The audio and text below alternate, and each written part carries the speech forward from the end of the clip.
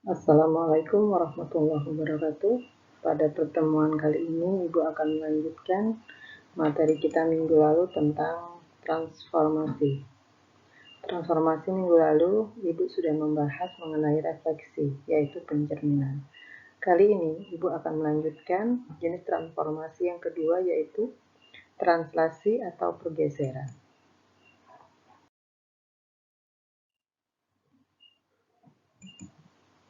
Tujuan pembelajarannya, siswa dapat menentukan koordinat bayangan dari translasi atau pergeseran sebuah titik atau benda pada koordinat kartesius.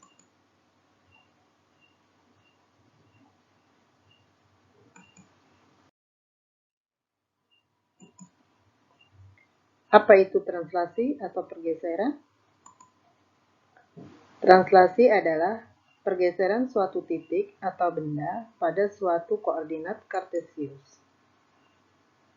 Contohnya, di sini ada bangun segi 6 beraturan, kita translasikan, yaitu kita pindahkan ya.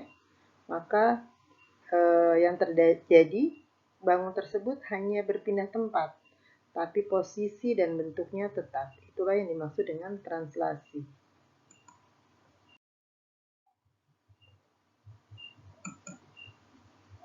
Suatu operasi translasi dapat dinyatakan dengan bentuk sebagai berikut.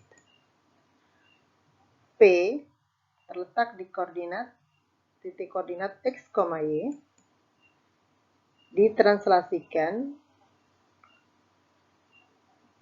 sebesar A, B, artinya ini adalah arah translasinya, maka hasil dari translasinya akan menghasilkan X ditambah A, Y ditambah B. Di mana A dan B adalah seberapa jauh sebuah titik digeser. A adalah pergeseran untuk sumbu X, berarti sumbu X adalah sumbu yang horizontal. Bernilai positif jika bergeser ke kanan, dan bernilai negatif jika bergeser ke kiri.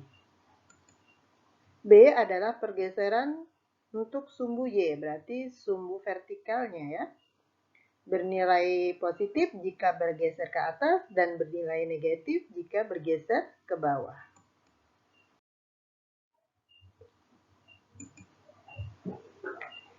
Biasanya, soal pada translasi ini akan dikaitkan dengan titik.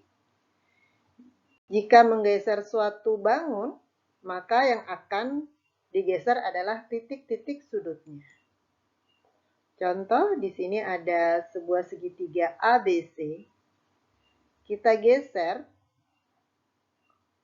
maka hasil pergeserannya menjadi bentuk segitiga A aksen, B aksen, dan C aksen. Bentuknya sama, posisinya saja yang berubah. Jadi posisinya dia tempatnya saja ya, kalau untuk translasi. Contoh soal. Contoh soal pertama yaitu, diketahui A berada pada koordinat 4,3. Berarti titik A ini terletak pada koordinat kartesius 4,3. Tentukanlah translasi A aksen bila dilakukan translasi oleh negatif 2 dan 1. Ini artinya arah pergeserannya itu adalah 2 ke kiri dan 1 ke atas. Maka untuk menyelesaikan soal tersebut adalah kita tulis X A-nya itu terletak pada titik koordinat X, Y. Kita translasikan terhadap AB, arah translasinya ya. Maka hasil translasinya adalah A aksen X ditambah A, Y ditambah B. Maka kita masukkan, kita tulis A terletak pada titik 4,3. Kita translasikan sebesar negatif 2 dan 1. Maka hasil translasinya adalah 4 ditambah negatif 2, 3 ditambah 1, maka hasil translasinya adalah 4 ditambah negatif 2, hasilnya adalah 2, dan 3 ditambah 1, hasilnya adalah 4. Jadi, hasil translasinya adalah A, aksen 2,4. Bisa dipahami anak-anak ya? Jadi kalau untuk soal translasi ini, kita lebih mudah karena hanya ada satu rumus di sini. Tidak seperti refleksi yang lalu ya. Nah, lanjut ke contoh soal 2. Diketahui A berada pada koordinat negatif 2,3. Ditranslasikan oleh negatif 4 dan negatif 2. Artinya arah transaksinya ini ada ya.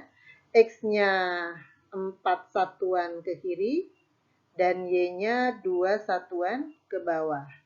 Setelah itu, bayangannya ditranslasikan kembali. Jadi setelah ditranslasikan, setelah digeser, kemudian digeser lagi ke kanan sebesar 3 satuan, berarti ke kanan positif ya. Dan ke atas sebesar 2 satuan. 2 satuan juga positif karena dia geraknya ke atas. Tentukanlah koordinat titik A pada posisi terakhir. Jadi di sini kita mau cari bayangan titik A setelah dia mengalami 2 kali translasi, 2 kali pergeseran ya. Pembahasan. Jadi titik A terletak pada koordinat X, Y. Kita translasikan sebesar AB. Maka hasil translasinya adalah A aksen X ditambah A, A1 di sini ya. Kemudian Y ditambah B1. Setelah itu, hasil translasi ini ditranslasikan kembali sebesar A2 dan B2. Maka hasil terakhirnya, posisi A sekarang menjadi X ditambah A1 ditambah A2, Y ditambah B1 ditambah B2. Kita masukkan ke dalam rumus itu. Titik koordinat A-nya adalah minus 2,3. Ditranslasikan sebesar minus 4 dan minus 2. Maka hasil translasi yang pertama adalah minus 2 ditambah minus 4, 3 ditambah minus 2. Maka hasil translasi yang pertama adalah minus 2 ditambah minus 4, hasilnya minus 6, 3 ditambah minus 2, hasilnya adalah 1, maka hasil translasi yang pertama adalah minus 6,1. Nah, posisi yang pertama ini kemudian digeser lagi.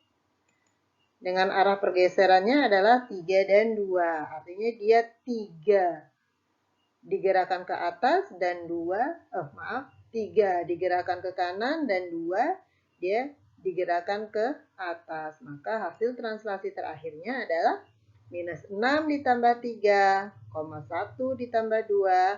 Maka kita hitung minus 6 ditambah 3 berapa? Hasilnya adalah minus 3. 1 tambah 2 berapa? 3. Maka hasil terakhirnya posisi A sekarang di titik minus 3,3.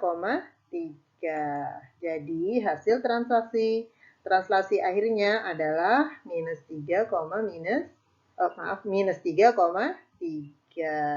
Jadi ini kalau dia mengalami 2 kali translasi, 2 kali pergeseran.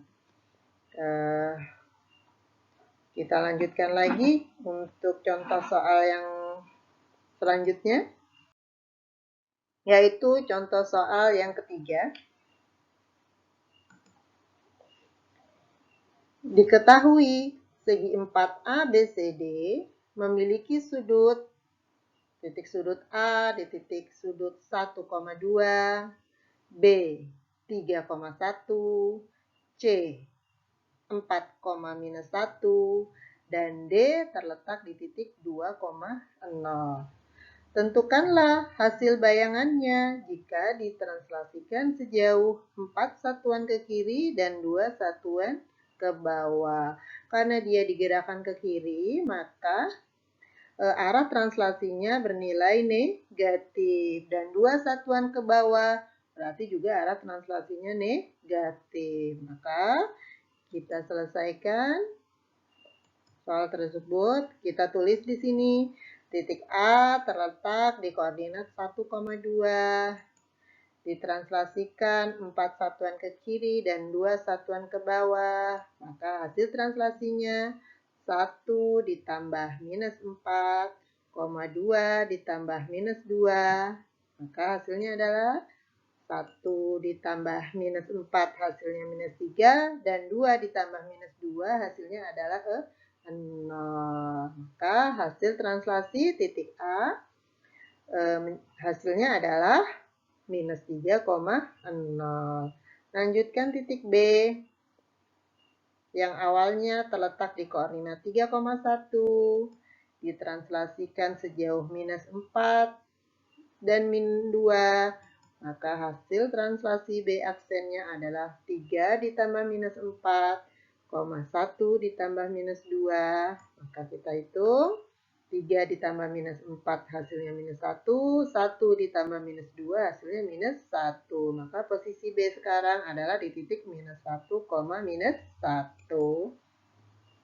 Lanjut, yang C.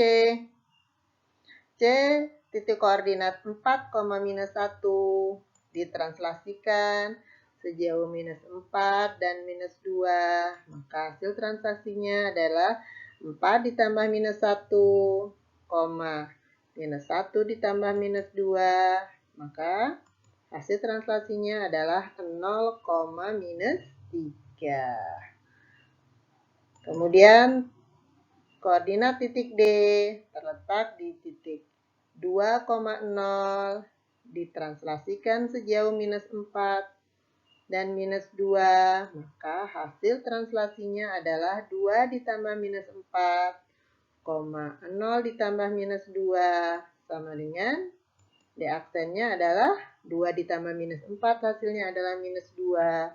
0 ditambah minus 2 hasilnya minus 2. Jadi bisa kita simpulkan bahwa hasil pergeseran segi 4 ABC adalah A aksennya menjadi minus 3,0, B aksennya minus 1, minus 1, C aksennya adalah 0, minus 3, dan D aksennya adalah minus 2, minus 2. Nah, kenapa seperti ini? Karena segi 4 adalah titik sudutnya ada 4. Jadi setiap sudut terletak pada koordinat kartesius yang berbeda. Jadi keempat sudutnya akan berubah juga letaknya ya. Baiklah anak-anak, kita lanjutkan ke contoh soal berikutnya. Yaitu contoh soal yang keempat. Hasil translasi titik P oleh minus 3 dan 2 adalah 5, minus 3. Tentukanlah koordinat titik P. Nah, kalau kita melihat soal seperti ini, berarti soal ini yang udah diketahui itu adalah arah translasinya, arah pergeserannya, dan hasil dari pergeseran, jadi posisi akhirnya. Kita disuruh menentukan posisi awalnya. Jadi soal ini dibalik ya, kebalikannya dari contoh soal yang pertama. Kita coba selesaikan ya. Nah, jadi kita tulis dulu titik P koordinat X, Y ditranslasikan sejauh minus 3 dan 2. Maka hasil translasinya adalah 5, minus 3. Nah, kita cari berapa X-nya. Nah, untuk mendapat 5 itu dari X ditambah minus 3. Jadi kita selesaikan di sini. X ditambah minus 3 itu hasilnya adalah 5. Maka X-nya berapa? Maka X-nya adalah 5 ditambah 3. Kok jadi ditambah 3? Karena minus 3 ini berpindah ruas ke kanan. Jadi dia menjadi positif 3. Maka X-nya adalah sama dengan 8. Jadi X-nya sama dengan 8 ya. Setelah itu kita cari Y-nya. Y ditambah 2 sama dengan minus 3. Setelah itu kita hitung Y-nya berapa. Y sama dengan minus 3 minus 2. Nah, kenapa minus 2? Minus 2-nya pindah ruas ya anak-anak ya. Pindah ruas ke kanan, jadi dia negatif 2 atau minus 2. Kita lanjutkan. Berarti Y-nya sama dengan utang 3, utang lagi 2, maka utangnya menjadi 5. Jadi bisa kita simpulkan bahwa titik asalnya P itu berada di titik atau koordinat 8, minus 5. Jadi ini soal kebalikannya dari soal yang pertama. Baiknya anak-anak ya, insya Allah kalau kalian benar-benar lihat langkah-langkahnya, ini bisa dipahami loh ya. Kita lanjut. Contoh soal yang kelima. Sebuah titik P 3,5 ditranslasikan dengan komponen garis berarah sehingga menghasilkan bayangan P aksen 5,2. Tentukanlah komponen garis berarahnya. Nah, soal ini beda lagi sama yang soal nomor 4 tadi. Berbeda dengan soal yang nomor 1 dan 2 tadi. Di sini kita disuruh menentukan arah pergerakannya. Jadi posisi awalnya sudah ada, posisi akhirnya juga sudah ada koordinatnya. Di sini kita akan menentukan arah pergerakannya, dia ke kanan kah ke kiri, ke atas kah ke bawah. Maka cara menyelesaikannya, kita tulis dulu koordinat titik P, yaitu X, Y, ditranslasikan sejauh AB, maka hasil translasinya adalah X ditambah A, Y ditambah B. Kita masukkan nilai P-nya, yaitu koordinat titik P-nya 3,5. Kita translasikan, kita belum tahu arah translasinya. Kemudian hasil translasinya sudah ada, yaitu 5,2. Langsung kita kerjakan, di mana 3 ditambah A itu sama dengan 5 ya. Kita cari nilai A-nya. A-nya berarti 5 dikurang 3. Nah, 3-nya berpindah ke kanan ya, jadi kurang 3. Lanjut. A sama dengan 5 kurang 3 hasilnya adalah 2. Jadi A sama dengan 2. Lanjut, kita cari nilai B. 5 ditambah B sama dengan 2. Maka berapa B-nya? B-nya adalah 2 dikurang 5. Jadi B sama dengan 2 kurang 5 hasilnya minus 3. Jadi kita udah tahu berapa A, berapa B. Berarti A ini bergerak 2 satuan ke kanan karena dia bernilai positif. Dan B berarti dia bergerak 3 satuan ke bawah. Jadi komponen garis berarahnya adalah 2 dan minus 3. Jadi cukup sekian materi translasi atau pergeseran. Semoga bisa dipahamin. Jika ada yang kurang paham, mungkin bisa diulang kembali videonya, diulang kembali. Insya Allah nanti lama-lama selama kita ada keinginan untuk bisa, pasti Allah akan kasih jalan ya anak-anak. Mungkin itu aja pertemuan kita pada hari ini dan Ibu akhiri. Wassalamualaikum warahmatullahi wabarakatuh.